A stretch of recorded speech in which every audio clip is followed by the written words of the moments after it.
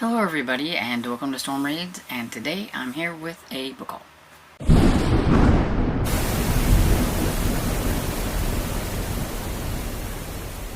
Now I know I said that I probably wasn't going to have a book haul for a while, but I have a small one. It's not as big as the other ones, but you know, I have a few books. The other day, I think it was like, it could have been a couple weeks ago now, we decided to go to this flea market in Joplin to check it out because we haven't been there in a long time. It was kind of a dead, run. There wasn't really a whole lot there. It was a little bit disappointing. So I thought, well, while we're up here, let's, make it worthwhile. So we went to the used bookstore where I grabbed a few things, and especially off of the book buffet that's on the outside, which is where you make the donation, and then you can just grab as many books as you want and things like that. I could have grabbed a whole lot more, but I just tried to stick with just one bag full. And there are a couple of books in here, I think, from we went to this place called Junkerville, which the last time I was there, it seemed like it was more full of crafts and home good things than it was like antiques and things like that. But this time it seemed to have a lot more of the other, so I kind of enjoyed that, and I did find a couple of books there. And then I got one book at a little thrift store here in town. Didn't have a whole lot going for it because it was a lot of clothing and things like that. But there was this little book section, and I scored one book, so. And that's the one I'm going to talk about first. And so we have Sweet Memories by Lavelle Spencer. So I thought, oh, that's pretty cool that there was at least this in there. It was $1. And so I grabbed it because I don't believe I have this one. And I know I don't have this cover, and not a big flower cover, but I think it's kind of pretty. It's really shiny and everything. And so yeah, I have no clue what this one is about. It says, an unforgettable story of a man and a woman and everlasting love. So, it could be a contemporary, it could be historical. I don't know, but we'll find out one of these days. And then, when we were at the used bookstore, in the book buffet, I found the coolest haul of historical Harlequins. Some of like the newer ones, and look at this. They look like they're about brand new. Out there in the book buffet. I was like, yes. I snatched them all up. I think they're all from 2019, and yeah, I mean, don't even look like anybody's read them really, or if they did read them, they were super careful with them, and it just surprised me that they would put these out there, because usually the books that I find out on the book buffet are a little rough around the edges, but yeah, so this is pretty cool. So I have The Highlander and the Governess by Michelle Willingham.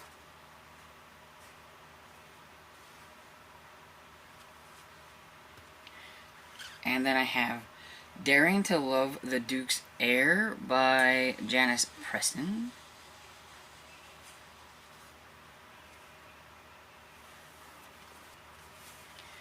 Then I have The Earl's Irresistible Challenge by Laura Temple. I wish the backs had something different than, it looks like it's the same as the front, it's just smaller. Oh, and this is part of the Sinful Sinclairs, and I got another one from the Sinful Sinclairs. I didn't say what the other ones were, I forgot. But the Lord's Inconvenient Vow. And then I got two from the King's Elite, which is The Disgraceful Lord Grey by Virginia Heath, and The Determined Lord Hadley by Virginia Heath. So I thought that was a pretty good score out on the book buffet, but I did get more. And so, see, this is what I'm talking about. Usually they're a little bit more on the beat up side. Little water damage, things like that. But this one is Some Buried Caesar, Rex Stout, Nero Wolf. And I thought, well, it's a Nero Wolf. I've never read Nero Wolf, and I'm trying to collect some older mysteries, so I just went ahead and got that. I don't know exactly where in the series it is, but I can never end up with, like, book one.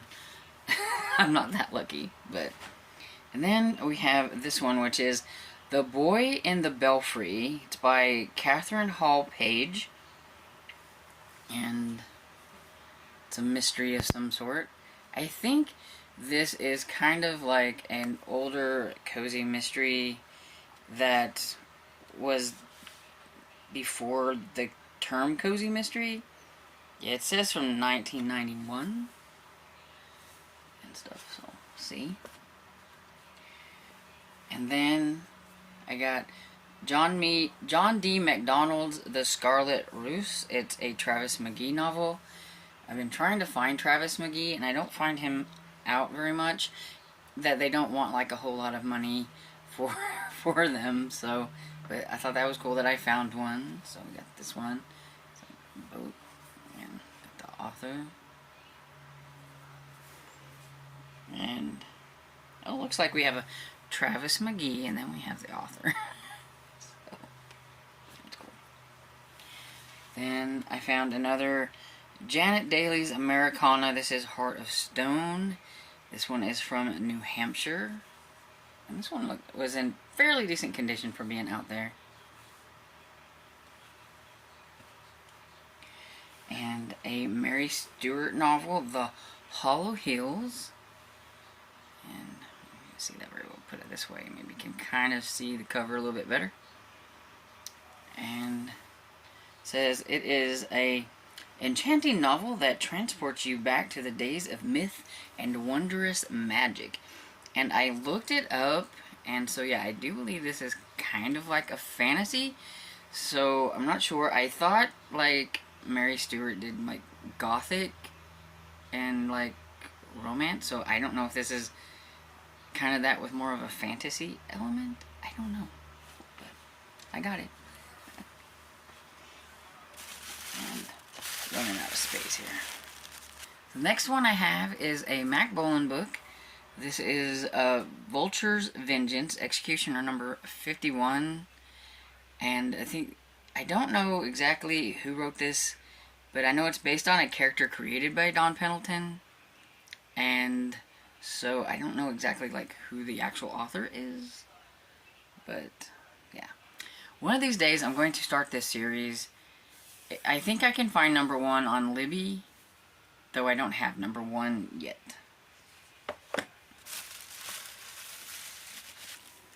And then I have Wild Rapture by K. McMahon.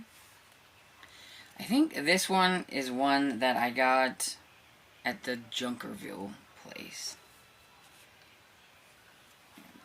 Doesn't look too bad. I think it was only like maybe 75 cents or something like that. And here's another one that I got there. I had gotten 3 from there.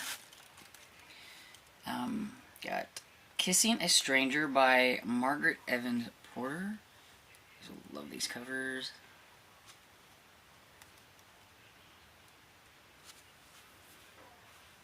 And then let's grab this other one because I'm pretty sure I got this one from there too.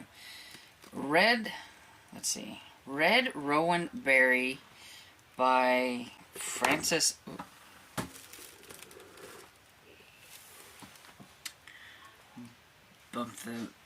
Bump the tripod myself. So try this again. We have Red Rowan Berry by Frances Murray. Thought it was a pretty cover. That's what kind of drew me in was the cover. And I haven't said like when these are from, but this one is from 1978. Then I got kind of a spooky looking one. We have There's No Place Like Home. A.G. Cascone? I don't have a clue. Probably saying it wrong, but look at that cover. It's so, like, spooky cool. She'll always be in Mommy's heart, even if she has to break it. Okay, and then I decided I loved The Big Sleep, and I wanted one that was more old school looking than the one that I have. Because, let's see, I don't know, I think it's over there. But I have like the really tall one that you guys seen it, but that looks kind of like this and everything. And I wanted an old one, so this one I got from the inside of the used bookstore for like $3. But I just thought it was cool. So, The Big Sleep by Raymond Chandler. And then I picked up another Earl Stanley Gardner book. This is not Perry Mason. This is featuring Terry Klain and Inspector Malloy, but it is called The Case of the Backwards Mule. And on the back it says, "Don't touch anything."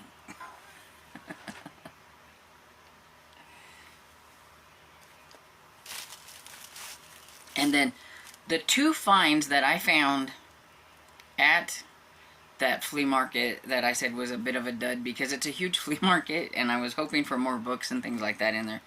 But I did find a couple of Harlequin historicals, 50 cents a piece. And so I have Dandelion by Rowan Williams. And I think that's just some sticker goo, so hopefully I can get that off. But yeah, these are actually, besides the very first one that I do have, these are like the next to those, because this is number 23, and then the Silver Link by Patricia Porter is number can't see it, number 63.